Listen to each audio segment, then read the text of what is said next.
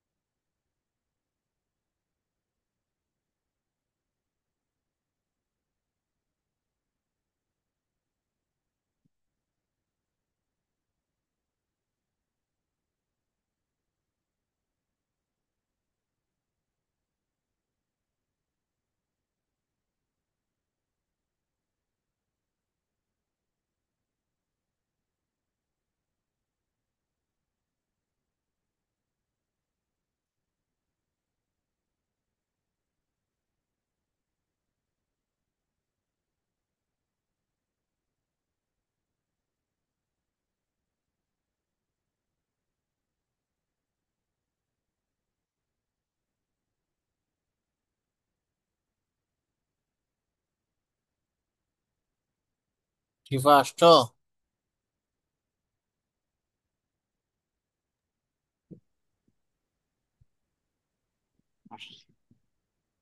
জি পড়ান। ওকে।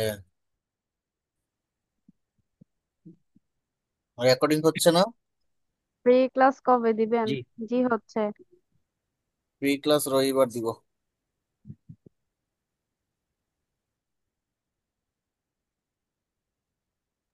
নেক্সট ক্লাসটা হলো রবিবার। নো, নেক্সট ক্লাস শনিবার।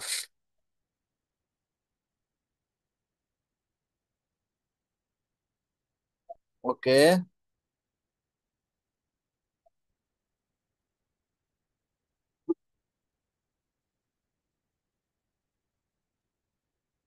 আমার স্ক্রিন শেয়ার হচ্ছে না? জি ভাই।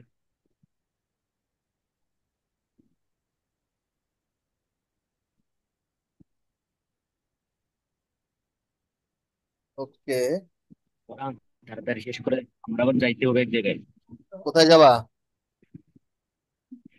একটু মামির বাসায় যাবো। উম,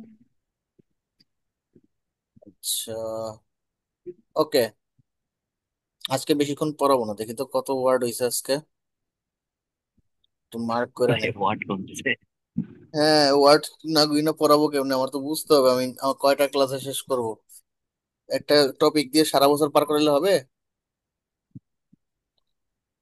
হ্যাঁ,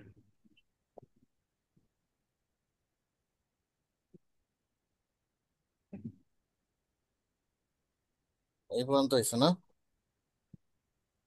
কত? 315 ওয়ার্ড পড়ছি না? আচ্ছা। 315। ইয়া পর্যন্ত বলছি, গ্রেট নিউ ক্লাসিক্যাল রাইটার্স এটা পর্যন্ত বলছি। 100 পদই।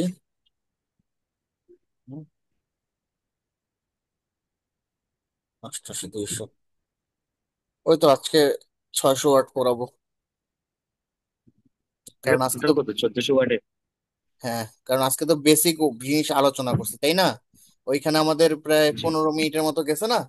তো নেক্সট ক্লাসে দেখা যায় আমি বাকি পুরোটা আলোচনা করলে তোমাদের ক্লাস শেষ হয়ে যাবে, বুঝছো? ইনশাআল্লাহ।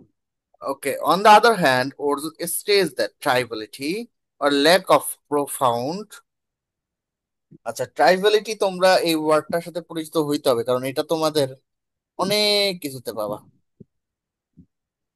And lack of profound thoughts is a larger problem that lofty language among his contemporary poets. ট্রাইবালিটি হচ্ছে ট্রাইবালিটি দ্বারা কি হলো? ক্ষুদ্র সিনোনিম বিষয়, কোন এগুলা? এটা ক্ষুদ্র বিষয় টাইনি। বা টাইনি।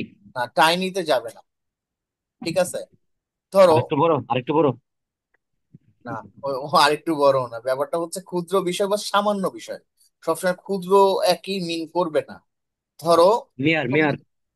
হ্যাঁ মেয়ারটাও চায়, মেয়ারটার সাথে চায়, বাট এটা আসলে কোনোটার সাথে মিল যাবে না, এটা একটা আলাদা একটা জিনিস।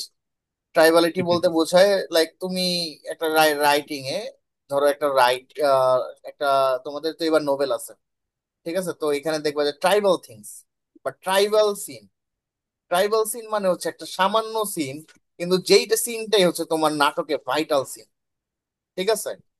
আবার ট্রাইবালিটি মানে কি অনেক ক্ষুদ্র জিনিস কিন্তু এটা অনেক মহতত্ব প্রক্রিয়া করে, কিন্তু ক্ষুদ্র জিনিসকে কি আমরা সবসময় ক্ষুদ্র ভাবেই তো দেখি, তাই না?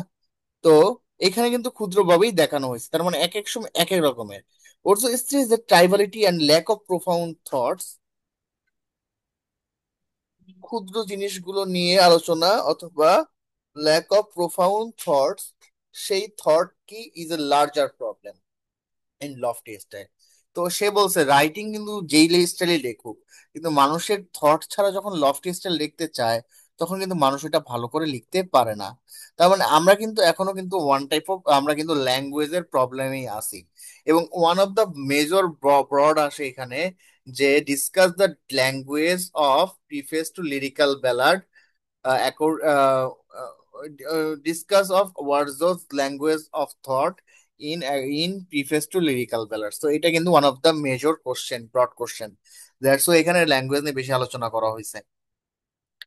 তারপর কি বলছে, হি প্রাইডস হিমসেলফ, সে নিজেকে নিয়ে গর্ব করতে লাগলো, দেখছো কত বড় খারাপ লোক। That his poem actually have a worthy purpose, তার কবিতার কি আসলেই একটা মহৎ উদ্দেশ্য আছে। His poetry like all good poetry, তার মানে যেই পোয়েট্রি, এবার সে কি করবে, পোয়েট্রি ডেফিনেশন দিবে, একটা আদর্শ পোয়েট্রি, একটা গুড পোয়েট্রি সে ডেফিনেশন দিবে। এটা তো তোমরা জানো, বলো তো পোয়েট্রি ডেফিনেশন কি? তোমরা কিন্তু আজীবন এইটাই বলো, is the poetry is the spontaneous overflow of powerful feeling, things, feelings, things. ঠিক আছে? এটা মানে হচ্ছে একটা মানুষের, ঠিক আছে, আপনা আপনি যে ফিলিংসটা আসে, ঠিক আছে, সেইটা যখন সে কাব্যিক অর্থে লেখে সেটা হয়ে যায় কবিতা। কিন্তু আমি শিওর তোমাদের মধ্যে অনেকেই যারা আছে ফার্স্ট ইয়ার এই কোশ্চেনটা মুখস্থ করছে, পোয়েট্রি কি, পোয়েট্রি কি, ঠাড়া মুখস্থ করছে, ঠিক আছে? কিন্তু আসলে মানুষ এটা বুঝতে চায় না যে পোয়েট্রি বলতে আসলেই ওয়ার্ডস কি বুঝাইছে। পোয়েট্রি বলতে সে বুঝাইছে মানুষের সহজ সাবলীল জীবনটাকে একটা প্রতিস্থাপন, বা সহজ সরল জীবনের যে ফিলিংস, এই ফিলিংসটা কিন্তু খুবই পাওয়ারফুল, সেই ফিলিংসটাই হচ্ছে কবিতা। Of course, it is also necessary that the poet thought long, deeply. Poet কিন্তু খুব গভীর চিন্তা করবে, খুব ডিপলি ভাববে, এটা কিন্তু অবশ্যই সে বলছে যে এটা কিন্তু গুরুত্বপূর্ণ বিষয়। প্রিয় টু রাইটিং দ্য পোয়েম, তার এই ইমোশন গুলোকে যখন সে এক্সপ্রেস করবে তখন কিন্তু সে চিন্তা ভাবনা করার অপশনটা রেখে দিবে। What you believe that if someone continuously observes and contemplates their feelings, যদি কোনো একজন মানুষ সে সর্বদা কি করে একটা জিনিস অবজার্ভ করে বা একটা জিনিসকে বিশ্লেষণ করে এবং কন্টেমপ্লেট চিন্তা করে একটা জিনিস নিয়ে, that feelings, they will be enlightened, develop better taste and have their affection ameliorated. তো এই দেখো, এই কথার সাথে আমি নিজেও একমত, ঠিক আছে? অর্জতের অনেক কিছুর সাথে আমি বিরোধিতা করলে এই কথাটার সাথে একদম পুরোপুরি একমত। ধরো তুমি একটা জিনিস, খুবই তুমি একটা ধার্মিক ছেলে, তুমি যখন লাইক তোমার ধার্মিক জ্ঞানগুলোকে নিয়ে যখন অ্যানালাইসিস করবে, ঠিক আছে, তখন কিন্তু অবশ্যই তুমি অনেক বেশি ধর্মীয় জ্ঞান অর্জন করবে, সঠিক না? দুই নাম্বার হচ্ছে তুমি যখন আবার একজন, তোমার বায়োলজিক্যাল পড়াশোনা খুবই ভাল লাগে, স্টাডিজ খুবই ভাল লাগে, তখন তুমি কি করবে? তুমি বায়োলজি রিলেটেড পড়াশোনা করবে। ইট ডাজেন্ট মিন যে তুমি একজন ডাক্তার, বাট তুমি কিন্তু নিজের স্বাস্থ্য সম্পর্কে সচেতন হবে। ওকে।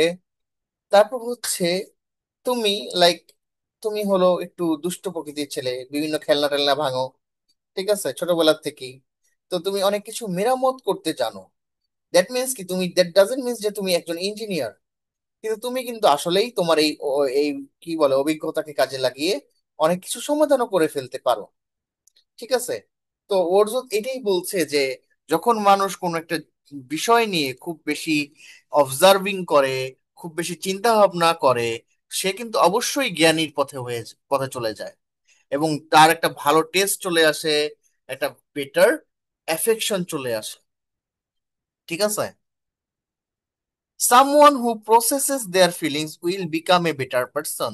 যারা তাদের এই ফিলিংস গুলোকে, যে ধরো আমার এই জিনিসটা করতে ভাল লাগে, আমার এই ফিলিংসটা কাছে লাগে, তো এই ফিলিংসটাকে যারা প্রসেস করতে পারবে, যারা এই ফিলিংসটাকে নিয়ে কাজ করতে পারবে, তারাই কিন্তু আদর্শ ভালো মানুষ হতে পারবে।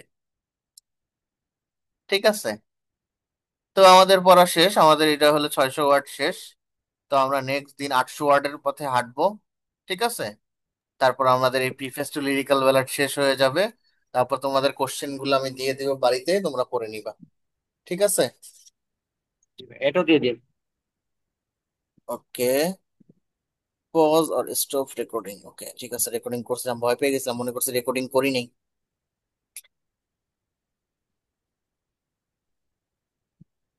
তাহলে সবাই ভালো থাকো।